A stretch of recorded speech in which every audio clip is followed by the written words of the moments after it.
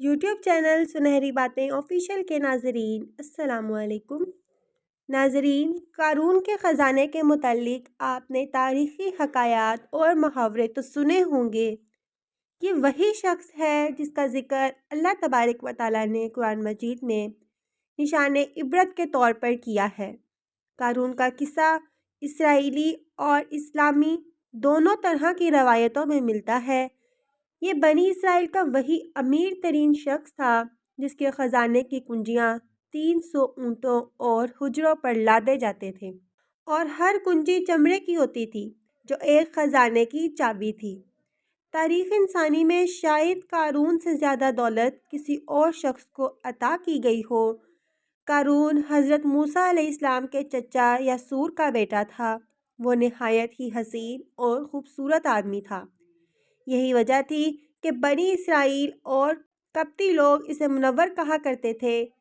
قارون جوانی میں اپنی قوم میں بااخلاق اور نیک لوگوں میں شمار کیا جاتا تھا، نیز تورات کا عالم دین بھی تھا، کیونکہ اس کی پرورش موسیٰ علیہ السلام کے سائے میں ہوئی تھی، اس لیے وہ کتاب کا علم بھی رکھتا تھا اور اچھی آواز کا مالک تھا۔ وہ تورات کی خوبصورت انداز میں تلاوت کرتا تھا۔ یہی وجہ تھی کہ لوگ اس کا بہت ادب و احترام کیا کرتے تھے۔ قارون ابتدا میں حضرت موسیٰ علیہ السلام پہ ایمان لے آیا، اور جب بنی اسرائیل کو قبطیوں کی غلامی سے نجات ملی تو وہ ان کے ساتھ مصر کو چھوڑ کر سرزمین موعود ہجرت کر گیا۔ اس کے حالات اچانک سے بدل گئے اور اس کے ہاتھ میں بے شمار دولت آ گئی۔ دیکھتے ہی دیکھتے وہ اپنی قوم کا امیر ترین شخص بن گیا، جس کا ذکر اللہ نے قرآن مجید میں کچھ یوں کیا ہے: بے شک قارون موسیٰ کی قوم سے تھا، پھر اس نے قوم پر زیادتی کی، اور ہم نے اس کو اتنے خزانے دیے جن کی کنجیاں اٹھانا ایک طاقتور جماعت پر بھاری تھی۔ ایک جگہ فرمایا، جب اس نے اس کی قوم سے کہا اتراؤ نہیں، بے شک اللہ اترانے والوں کو پسند نہیں کرتا، اور جو مال تجھے اللہ نے دیا اس کے ذریعے آخرت کا گھر طلب کر، اور دنیا سے اپنا حصہ نہ بھول، اور احسان کر جیسا اللہ نے تجھ پر احسان کیا ہے۔ بے شک اللہ فسادیوں کو پسند نہیں کرتا۔ جب زکوٰۃ کا حکم نازل ہوا اور حضرت موسیٰ علیہ السلام نے اس سے عہد لیا تو اس نے یہ وعدہ کیا تھا کہ اپنے مال کا 1000واں حصہ زکوٰۃ نکالے گا۔ جب اس نے اپنے مال کا حساب لگایا تو ایک بہت بڑی رقم زکوٰۃ کی نکلی، لہٰذا اس کے دل میں حرص اور لالچ پیدا ہو گئی اور وہ زکوٰۃ کا منکر ہو گیا۔ اس نے ایک گندی چال چلی۔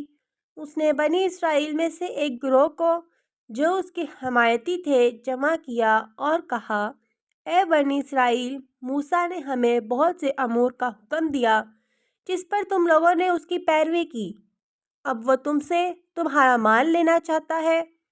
فلاں فحشہ عورت کو لے کر آؤ تاکہ اسے کچھ پیسے دے کر موسیٰ کو بدکار ثابت کیا جا سکے۔ قارون نے اپنی قوم کے لوگوں کو جمع کیا اور حضرت موسیٰ علیہ السلام سے پوچھا کہ زنا کی کیا سزا ہے۔ حضرت موسیٰ علیہ السلام نے کہا، جو زنا کرے حالانکہ اس کی بیوی ہی کیوں نہ ہو، اسے سنسار کیا جائے یہاں تک کہ وہ مر جائے۔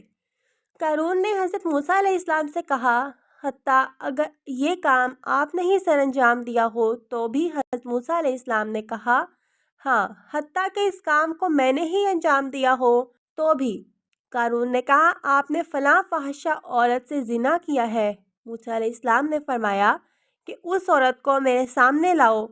لہٰذا وہ عورت بلائی گئی تو آپ نے فرمایا، اے عورت، اس اللہ کی قسم جس نے بنی اسرائیل کے لیے دریا کو پھاڑ دیا اور عافیت و سلامتی کے لیے دریا کے پار کرا کر فرعون سے نجات دی، سچ کہہ دیں کہ واقعہ کیا ہے۔ حضرت موسیٰ علیہ السلام کے جلال سے وہ عورت سہم کر کانپنے لگ گئی، اور اس نے مجمع عام میں صاف صاف کہہ دیا، اے اللہ کے نبی، مجھ کو قارون نے کثیر دولت دے کر آپ پر بہتان لگانے کے لیے آمادہ کیا ہے۔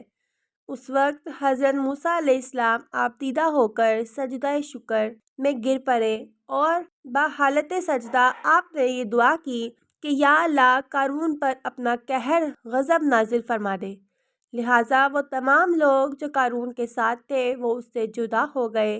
حضرت موسیٰ علیہ السلام نے اللہ کے اذن سے زمین کو حکم دیا تو زمین پھٹ پڑی اور قارون اور اس کے پیروکار اس زمین میں دھنسنے لگے، اور دیکھتے ہی دیکھتے قارون اور اس کا مکان اور خزانہ سب اس زمین میں دھنس گئے۔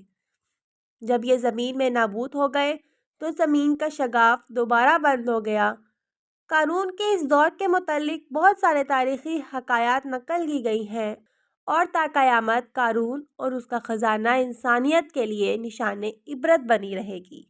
ویڈیو اچھی لگے تو اس کو لائک کیجیے گا، اور جاتے جاتے سنہری باتیں آفیشیل کو سبسکرائب کرنا مت بھولیے گا۔ ساتھ لگے گھنٹی کے بٹن پر بھی کلک کیجیے گا تاکہ فیوچر میں آنے والی تمام ویڈیوز کے نوٹیفیکیشنز آپ کو بر وقت ملتے رہیں۔ اللہ حافظ۔